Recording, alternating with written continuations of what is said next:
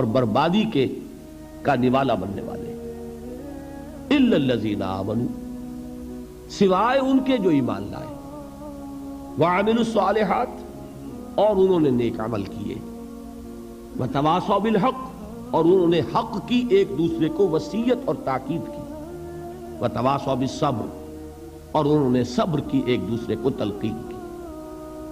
اب اس صورت کو اپنے ذہن میں رکھیے، مجھے کچھ تھوڑی سی ہچکچاہٹ یا رکاوٹ طبیعت میں محسوس ہو رہی ہے کہ اس سورہ مبارکہ کا میں نے بارہا درس دیا، ان کے متعدد کیسٹس موجود ہیں، خیال ہوتا ہے کہ ہو سکتا ہے آپ میں سے بہت سے حضرات نے وہ دروس سنے ہوں، ان کے لیے گویا کہ ایک تکرار ہو جائے گی۔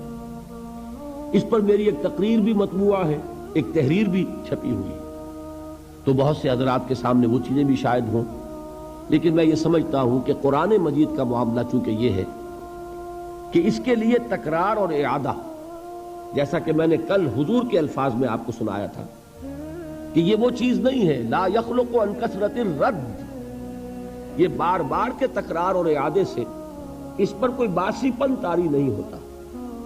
یہ وہ کتاب نہیں ہے کہ جس کو چند مرتبہ پڑھنے کے بعد انسان محسوس کرے اب کیا پڑھنا ہے، پڑھ لیا، سمجھ لیا۔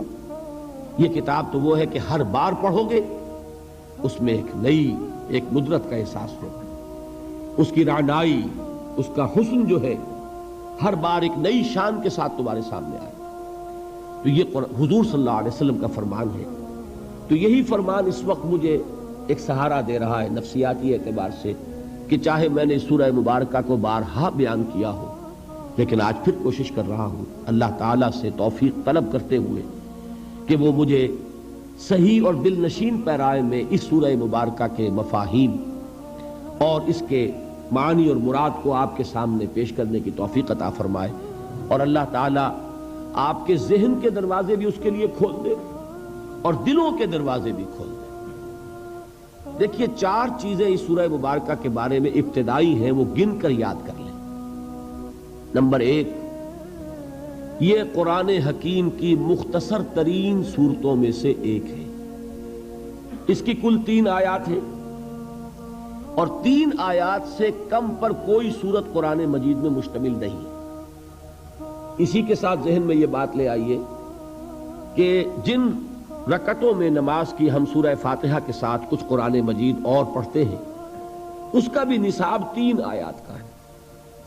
بڑی آیت ہو، آیت الکرسی ہو، تو وہ 1 آیت بھی کفایت کر جائے گی، لیکن یہ کہ عام طور پر 3 آیات کی تلاوت جو ہے ہر رکعت کے اندر، جن رکعتوں میں کہ سورہ فاتحہ کے بعد قرآن مجید کا کچھ حصہ ملایا جاتا ہے، یہ نبی اکرم صلی اللہ علیہ وسلم کی ہدایت ہے۔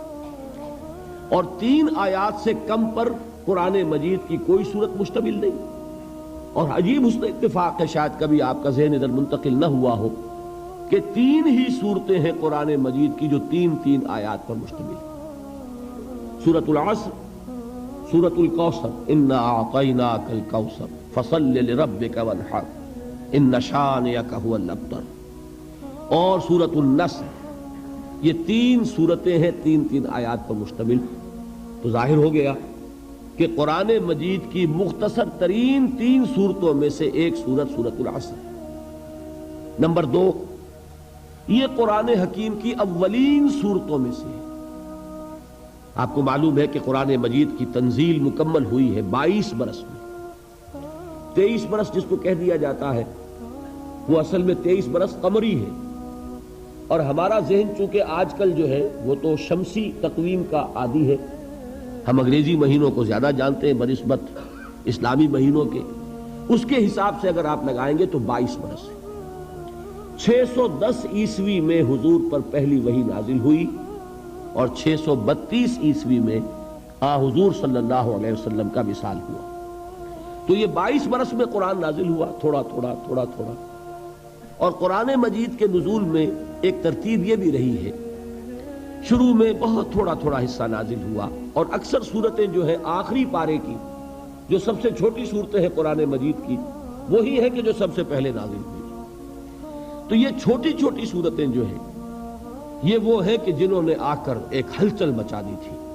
کوئی حالی کے اشعار ہے کہ وہ بجلی کا کڑکا تھا یا صوت ہادی، عرب کی زمین جس نے ساری ہلا دی، وہ آیات یہی تھی، یہی چھوٹی چھوٹی صورتیں کہ جو آخری پارے میں ہیں، انہوں نے ایک ہلچل پیدا کر دی جس سے کہ وہاں بات آئی عما یتساءلون عن النبأ العظیم الذی هم فیہ مختلفون، یہ کس چیز کے بارے میں چہمے گوئیاں ہو رہی ہیں؟ اس بڑی خبر کے بارے میں جس کے بارے میں کہ ان کے مابین اختلاف ہو گیا۔ تو قرآن مجید میں پہلے جو صورتیں نازل ہوئی وہ چھوٹی ہیں حجم کے اعتبار سے، لیکن معانی اور مفاہیم کے اعتبار سے ہرگز مبالغہ نہیں ہے یہ کہنے میں کہ معانی کے دریا ہے، بلکہ سمندر ہے جن کو کوزے میں بند کر دیا گیا۔ اور اس کے بعد انہی مضامین کی تفصیل ہوئی۔ پھر جب طویل صورتیں نازل ہوئیں، خاص طور پر طویل مدنیات، انہی صورتوں کی شرح ہے وہ۔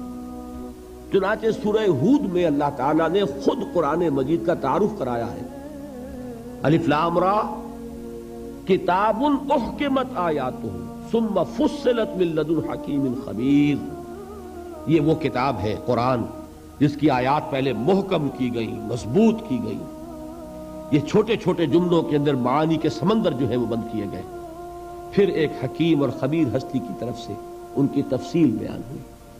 تو یہ قرآن مجید کا ایک خاص اسلوب ہے۔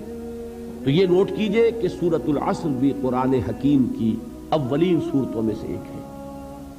تیسری بات یہ نوٹ کیجئے، ہر زبان کی ادب میں آپ کے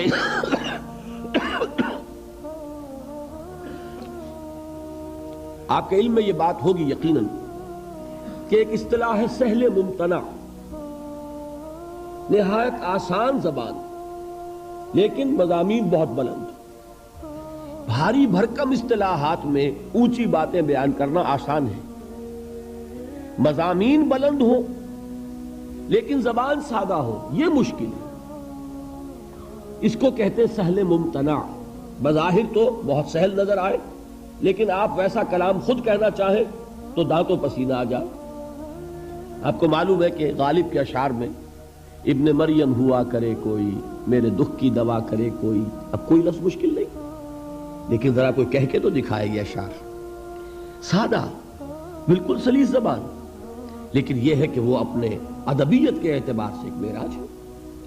تو قرآن حکیم ویسے تو پورا کا پورا ابتدا سے انتہا تک عربی زبان کی ادبیت کی معراج ہے۔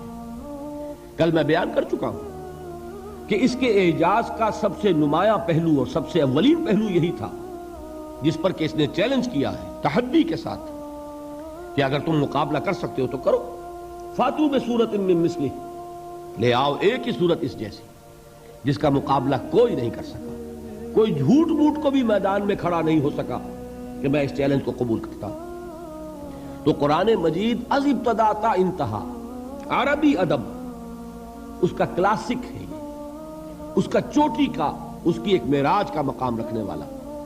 لیکن اس میں بعض مواقع ایسے ہوتے ہیں، جیسے میں نے سورۃ الرحمن کے بارے میں حضور کی حدیث کل سنائی، سورۃ الرحمن عروس القرآن، یہ قرآن کے دلہن ہے، اس میں صوتی آہنگ ہے، اس کا اپنا ایک میوزک ہے، اس کے اپنے اندر ایک غنا ہے، اس کے الفاظ کا ظاہری حسن ہے۔ اب یہ خصوصیت ہے سورہ رحمان کی۔ اسی طرح سہل ممتنع کے اعتبار سے قرآن مجید کی اہم ترین سورۃ العصر ہے، اس میں کوئی لفظ مشکل نہیں، والعصر۔ دیکھیے عام اردو دان جو لوگ ہیں وہ بھی یہ الفاظ استعمال کرتے ہیں، ہم عصر الفاظ، ہم عصر اشخاص، کانٹمپریریز جو ایک زمانے میں رہتے ہو، ہم عصر حاضر، عصر رواں، سب بولتے ہیں یہ الفاظ۔ عصر جدید، ان الانسان لفی خسر، انسان کا لفظ کون نہیں جانتا، خسر خسارہ یہ اردو کے اندر مستعمل ہے۔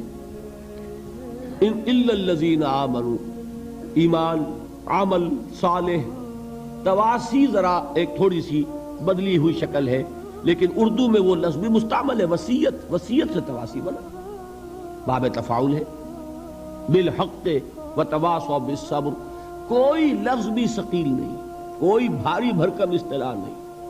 لیکن جیسا کہ میں آپ حضرات کے سامنے کوشش کروں گا کہ اس کے مفاہیم کو کسی درجے میں بیان کروں، اندازہ ہوگا کہ یہ جہاں تک علم اور حکمت کی معراج کا تعلق ہے، فلسفہ اور فلسفے کے چوٹی کے مسائل وہ اس صورت میں موجود ہیں، لیکن یہ کہ کوئی لفظ بھاری نہیں، کوئی ثقیل نہیں۔ چوتھی چیز جو اہم ترین ہے اس سورہ مبارکہ کے بارے میں وہ یہ ہے کہ میرے نزدیک، یہ میں ایک بڑی بات کہہ رہا ہوں، کہنے کی جرات کر رہا ہوں، میرے نزدیک یہ قرآن مجید کی جامع ترین سورت ہے۔ میں نے اپنا ایکسپریشن بدل دیا، پہلے میں نے کہا تھا کہ یہ اولین صورتوں میں سے ایک ہے، مختصر ترین صورتوں میں سے ایک ہے۔ اب جو بات میں کہہ رہا ہوں یہ کہ جامع ترین صورت ہے قرآن حکیم۔ اس کی وجہ یہ ہے کہ قرآن ہے ہدی للناس، رہنمائی بن کر آیا ہے، ہدایت ہے۔ اس ہدایت کے راستے کو، صراط مستقیم کو، جس قدر جامعیت کے ساتھ اس صورت نے بیان کیا ہے۔ قرآن مجید میں آپ دیکھیں گے ایمان کی بحث ہے، مکی صورتوں میں طویل مباحث ایمان کے، پھر اعمال صالحہ کی بحث، عبادات کی بحث، اخلاقیات کی بحث، معاملات کی بحث، یہ سب کیا ہے؟ عمل صالح کی تشریح۔ پھر تواصی بالحق، جہاد، امر بالمعروف نہی عن المنکر، یہ سب کیا ہے؟ یہ تواصی بالحق کی شرح ہے۔ قرآن مجید کے تمام مضامین کو جامع ترین صورت میں پیش کرنے والی صورت وہ سورۃ العصر ہے۔